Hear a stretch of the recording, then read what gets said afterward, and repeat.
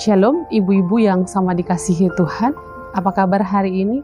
Semoga semua dalam keadaan sehat dan penuh sukacita.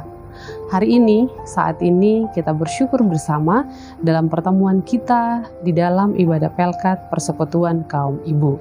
Tiba saatnya kita akan masuk ke dalam pembacaan Alkitab. Namun sebelum itu, mari kita berdoa mohon bimbingan Roh Kudus. Kita berdoa. Bapa kami di dalam kerajaan surga, terima kasih Tuhan buat penyertaan-Mu bagi kami semua sepanjang hari ini. Dalam tugas karya dan pelayanan kami sebagai ibu-ibu, saat ini kami akan beribadah bersama. Berikanlah kami hikmat-Mu untuk mendengar firman ini dengan baik, memahaminya dan melakukannya dalam hidup kami. Bersabdalah ya Tuhan, karena kami rindu akan firman-Mu. Amin. Bacaan kita pada hari ini terambil dari kitab Yesaya. Yesaya pasal 42 ayat 5 sampai 9. Firman Tuhan demikian. Beginilah firman Tuhan yang menciptakan langit dan membentangkannya, yang menghamparkan bumi dengan segala yang tumbuh di atasnya, yang memberikan nafas kepada umat manusia yang mendudukinya, dan nyawanya kepada mereka yang hidup di atasnya.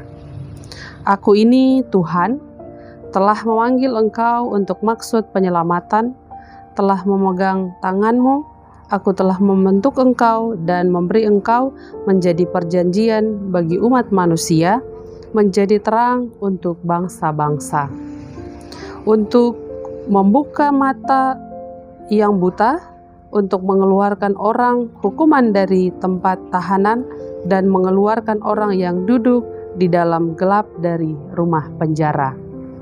Aku inilah Tuhan, itulah namaku. Aku tidak akan memberikan kemuliaanku kepada yang lain atau kemasyuranku kepada patung. Nubuat-nubuat yang dahulu sudah menjadi kenyataan, hal-hal yang baru hendakku beritahukan. Sebelum hal-hal itu muncul, aku mengabarkannya kepadamu. Demikianlah firman Tuhan. Ibu-ibu yang sama dikasihi Tuhan, saat ini saya memiliki pertanyaan yang kita jawab, yang harus kita jawab. Jawabnya dalam hati saja, ya, karena kan kita secara virtual. Pertanyaannya adalah, jika dalam keadaan terpuruk, apa yang ibu-ibu lakukan? Ada beberapa opsi yang mungkin bisa kita lakukan atau sering dilakukan oleh orang-orang ketika di dalam kondisi terpuruk itu. Apakah kita masuk di dalam kelompok orang-orang yang menggerutu kepada Tuhan, protes kepada Tuhan, marah kepada Tuhan? Yang kedua, apakah kita menjadi orang yang menjadi marah-marah kepada siapa saja yang kita temui? Marah-marah kepada suami, marah-marah kepada anak-anak, ya kan? Marah-marah kepada orang-orang yang ada di sekitar kita. Atau kita masuk di dalam kelompok orang yang diam saja, diam seribu bahasa, tanpa mengucapkan kata-kata, bahkan cenderung tidak mau diganggu.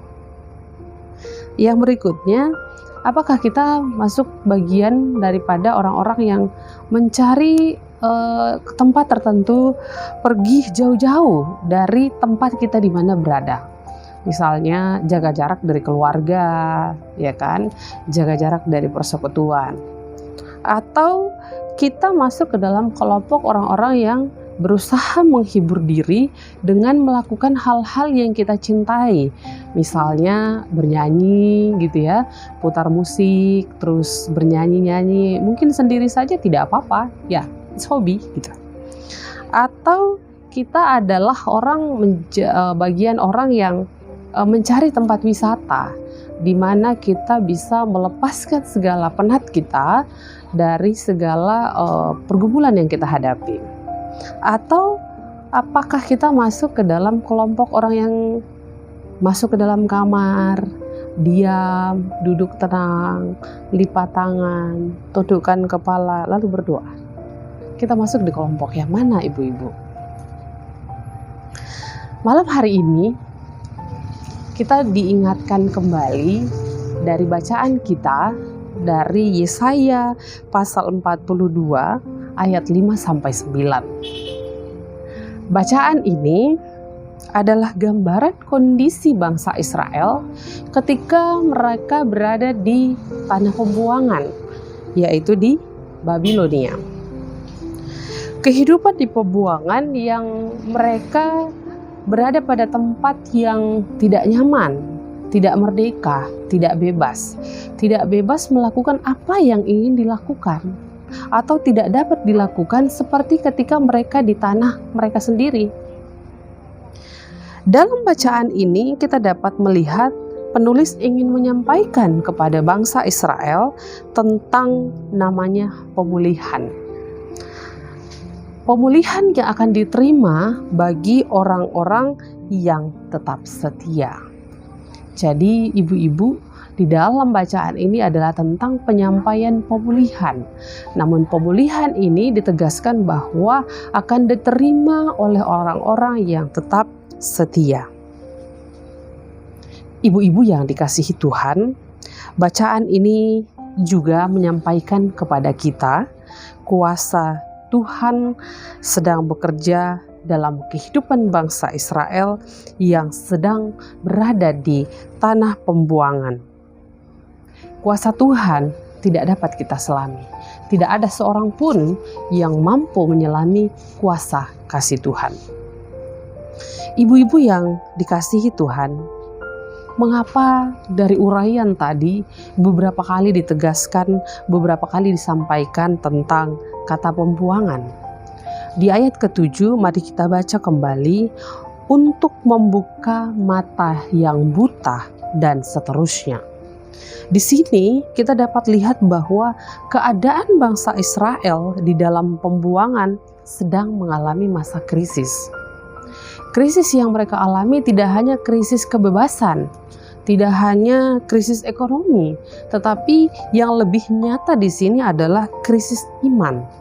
Krisis iman mereka. Nah, ibu-ibu yang dikasihi Tuhan, firman Tuhan saat ini mengajak kita kembali untuk melihat bahwa semua perkara, semua hal yang dihadirkan Tuhan dalam hidup kita itu di dalam kuasanya. Semua ada dalam kontrol Tuhan, semua ada dalam pengawasan Tuhan. Kenapa? Karena Allah kita itu adalah Allah yang luar biasa. Dia lebih besar daripada masalah, daripada setiap pergumulan yang kita hadapi. Yakin dan percaya, setia kepada Tuhan dan terus mengucap syukur dalam segala hal, dalam segala kondisi yang kita hadapi. Mengapa demikian? Karena karya penyelamatan Allah itu sendiri datangnya tepat pada waktunya. Waktunya di sini ibu-ibu yang dikasihi Tuhan, waktunya Tuhan, bukan waktu saya, bukan waktu ibu-ibu, bukan waktu keluarga kita, tetapi di sini adalah waktu Tuhan. Kasih dan penyertaan Tuhan yang terus nyata, yang terus kita nikmati dalam hidup kita. Begitu juga dengan pergumulan yang dihadapkan kepada kita, pertolongannya selalu ya dan amin, tepat pada waktunya. Maka ibu-ibu yang dikasihi Tuhan, mari kita belajar dari firman ini. Kita sudah diingatkan kembali bahwa kita juga harus tetap setia, memuji dan penuh kasih bagi keluarga kita, suami, anak-anak, bahkan orang-orang yang ada di sekitar kita. Dan disitulah kita menjadi pelaku-pelaku firman Tuhan dalam kehidupan kita sebagai persekutuan ibu-ibu. Mari kita manfaatkan waktu yang ada. Kita manfaatkan waktu kita dengan baik untuk melakukan hal-hal yang bermanfaat. Jangan membuang waktu dengan sia-sia untuk melakukan hal-hal yang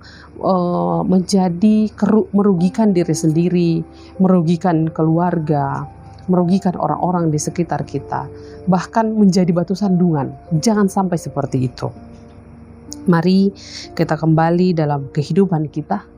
Kita memohon kepada Tuhan dalam kesetiaan dan ketekunan untuk kita dibimbing dan dipimpin Tuhan dalam kekuatan dan kemampuan untuk hidup lebih baik, untuk hidup lebih bersyukur, untuk lebih hidup mengandalkan kuasa kasih Tuhan, karena Tuhanlah penyelamat kita. Bukan karena kuat dan mampu kita, bukan karena kita hebat, tetapi semua ada dalam kawalan kasih Tuhan. Tuhan Yesus memberkati kita semua, Tuhan Yesus memampukan kita semua. Terima kasih, Tuhan memberkati.